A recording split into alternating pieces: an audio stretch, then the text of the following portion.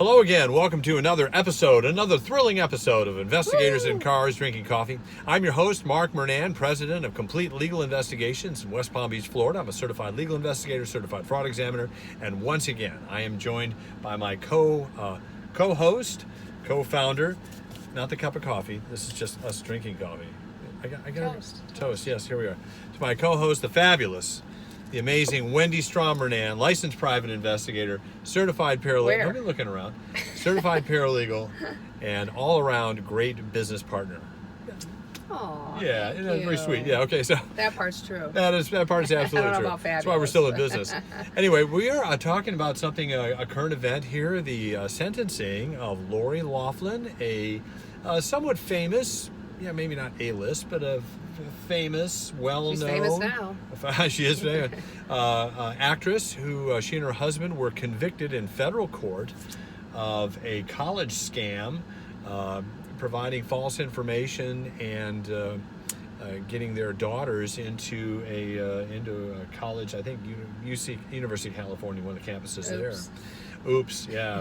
Along with several other people, there have been several other people as well who've been kind of caught up into a television personalities. These conspiracies never stay secret, do they? No, they don't. Yeah. I'm not a conspiracy theorist because it's hard to keep a secret. Yeah. Yeah. But all that being said, Lori Loughlin will now be heading off to I believe her husband for 5 months. I thought I read that, but I don't want to misquote. So I guess our topic today is what is it like to be in the federal prison system, the federal government. Scary. It can be. Yeah. Yeah, there's trouble and then there's federal trouble. Yeah. So, but I'm just wondering, so she's going to a federal prison. Yeah. I mean, is it going to be, first of all, she's a woman, she's a famous woman. Will she be treated differently? I mean, what's it really going to be like for her? Well, the reality is that the prison system in federal court, in the federal system, you have the Bureau of Prisons, which part of the Department of Justice, which oversees the prison system. Right. It's not going to be fun. Okay. But you have a penitentiary, which is the top maximum security. Okay. Supermax is probably the biggest one out in Colorado. That is ultra secure. Supermax. But the penitentiary in Atlanta, a very, very dangerous place with very, very dangerous inmates. And then you'll have more of a prison or a camp scenario, which we have throughout the United States. We have one in Gainesville I've been to interview somebody. And then you have the low-risk, minimum security prison facilities, which are much more like a campus. And what kind of criminals are usually in those kind of facilities? Your white collar, low risk, short sentence. Oh, like fraud. Yeah. White collar. Okay. Yeah. These are not your stereotypical bad guys, bad ladies. So she's very likely to be classified as minimum security, low risk, campus type facility. Which I think the other woman who I can't remember who it was. There were a couple of couples that became kind of notorious for this type of thing. But there's a word for it. It's called club fed. Oh.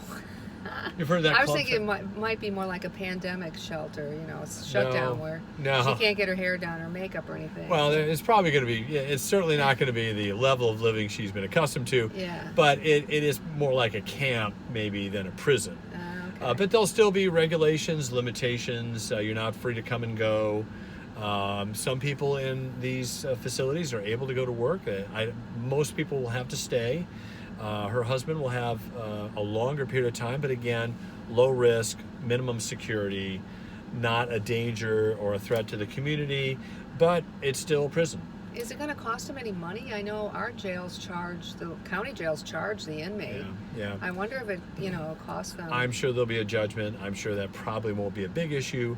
The long-term consequences to go into prison aren't what they used to be. I don't think so. No. Who's another it's famous? Glamorous. I hate to say, Orange is the New Black. Fashion-wise. Yeah, I know.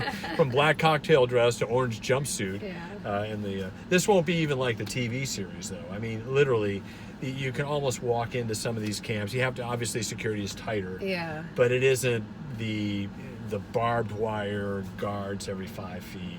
It'll just be a strictly regulated environment for a couple months. Did she already go through the appellate process, or is there still? No, I don't think so. The appellate process comes after sentencing. Okay. So She'll that be may long gone.